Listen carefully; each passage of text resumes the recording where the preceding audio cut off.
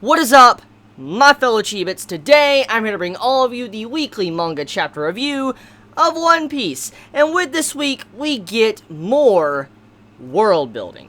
And as I said, one of my favorite aspects of One Piece is the world building. And Oda-sensei definitely delivered in this chapter and brought up many questions. And also, Oda has been hinting at some of the things in this chapter for a very long time.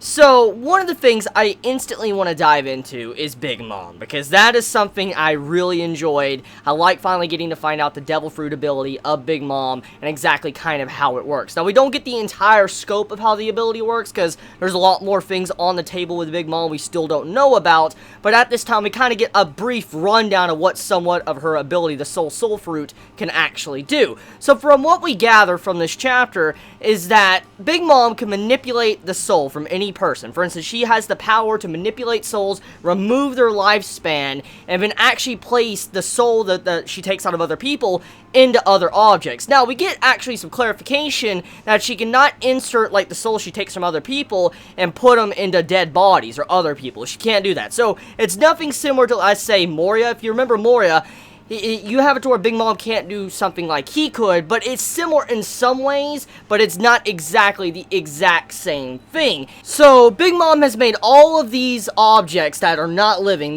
these objects that are just like a door, a window, a wall, a tree, whatever, she can actually make them come to life and get a personality when she inserts the soul of other people inside of these objects, and that's what brings them to life. Now, we all kind of had a speculation that that's what was going on. We knew that Big Mom had something to do with, like, stealing life or something from what we saw happen to her son.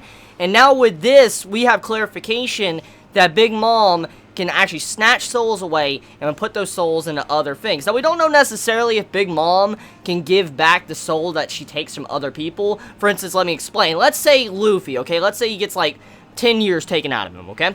We don't know if Big Mom can give the souls back to Luffy, give his soul back that she took. We have no clarification if that's a possibility or not, but we also do know that Big Mom can insert the souls into animals. So animals actually can count with her ability. So someone like Chopper, you have it to where Big Mom could insert someone else's soul inside of Chopper, and we might have something very similar to what maybe happened in the entire arc with Moria with Nightmare Luffy. We might have something similar around that happen, since you have it to where Chopper, he's got some form of interest, you have it to where Big Mom will be interested in him, Chopper can turn into somewhat of a giant. There's a lot of things surrounding Chopper right now with this chapter, which you can speculate that Chopper will have a very big role to play in this arc. Now, besides that, one of the things I think many might be overlooking is Brook. Brook is a human being that has died. His Devil Fruit ability activated after death. And I believe many people are going to be kind of overlooking this aspect of this arc and Brook as a character when it comes to Big Mom. Because Brook, he's dead. He's dead as fuck. He's GG. His life was over and he came back. The thing is, does this mean that Brook, technically, since he doesn't really have a lifespan, because his entire ability, there's a lot of mysteries wrapped around Brook's ability. We don't know the entire scope, because Brook doesn't still completely understand his ability as well.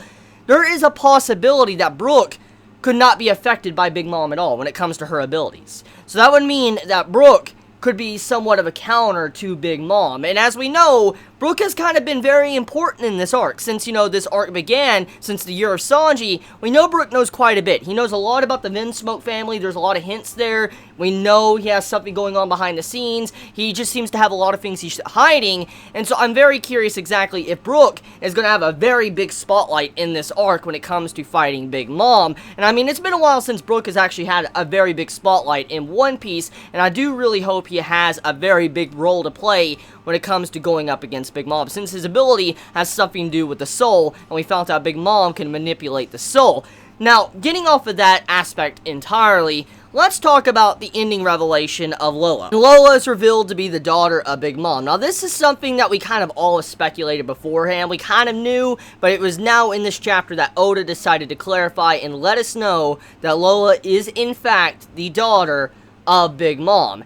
And this right here, this is very interesting, because we do know if Lola was, in fact, the daughter of Big Mom, Lola would have a very big role to play, especially when it comes to how Lola and the Straw Hat crew interacted in the past. As we know, the Straw Hat crew helped out Lola, saved her from a lot of danger, which in turn caused to where Lola said, my mom will help you.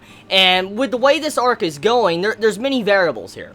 We know that Big Mom, there's a lot of mysteries when it comes to around her family. We don't know necessarily how deep she really cares about her daughters or sons. We really don't know, because she straight up killed her son. Well, we saw that. We saw her kill her son. And we don't know if it was because of her fits and then she didn't care afterwards, because she didn't show to really care afterwards, or there could be some other things going on here. Whatever the case may be, we have no idea if Lola's promise will hold any weight when it comes to Big Mom. Since Lola did up and leave and went to go find her independent romance, you have it to where Lola did something very different from what normally the daughters do for Big Mom. As we know, majority of the daughters and all that, they get married off and they marry these different people. For instance, look what's going on with Sanji right now and, Pudding. So if you look at it like that, Lola is very different from all the other daughters when it comes to Big Mom. And I wonder if Big Mom has anything against Lola at all. And we do know how Big Mom feels about people leaving or, staying, because, that's one of the main subjects of this chapter, and also we got brief hints at it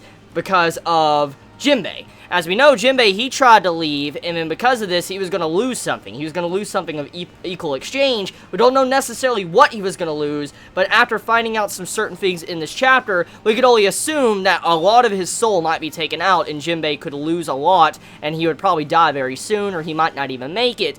And now thinking about all of this, Lola's promise might not hold any weight at all when it comes to Big Mom, but when it comes to the father, however, which we got some much needed clarification who the dude was in the ground, which was a fucking human turnip, we found out that he is actually the father of Lola. And if anything we could get out of this is that the father most likely will help the Straw Hat crew against Big Mom, but I highly doubt Big Mom really has that much compassion for her daughters, because from what we have seen so far, it doesn't seem like Big Mom completely cares about her entire family. Like, there's just a twisted love to her family. That's just not like, Whitebeard's was. So we just gotta see when, Oda decides to clarify.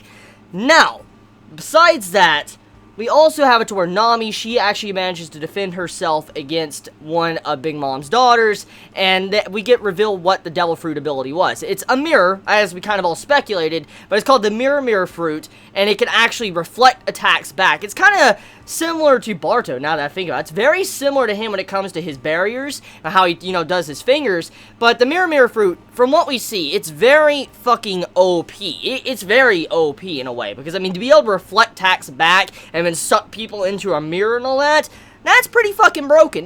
That's a pretty strong ability. Probably not the strongest ability of all time, but that's a pretty strong ability. And seeing Carrot just dragged into the mirror like that, that's devastating. So she's trapped in there. We don't know necessarily how Carrot's going to be able to get out of that. We don't know if there's a limit to how many people can be forced into the mirror. There's really not much clarification on that end, but I still like the direction of where it is going. So overall, the chapter of One Piece, a lot of information. I really liked it. I even liked finding out that all the residents of the place around, Big Mom, the territory of Big Mom, they have to offer up a month of their life. And that's kind of interesting, because we come to find out every 6 months, they offer up a month of their life.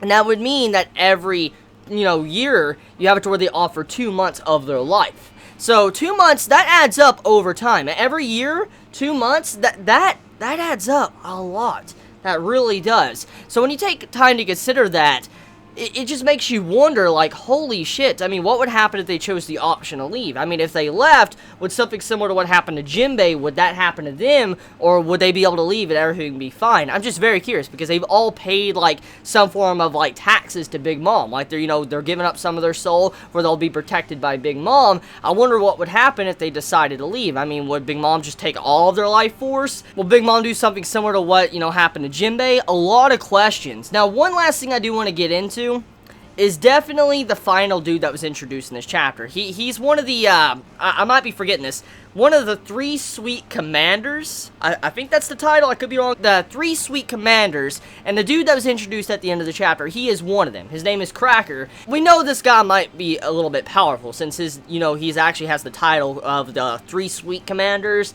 and all that. He's probably a very powerful individual when it comes to this arc. Can't wait to see more from him. So let me know your thoughts in the comments below. How do you feel about this week's chapter of One Piece? I love you all so much. You have a wonderful day or night wherever you live. Please be safe. Chibi out.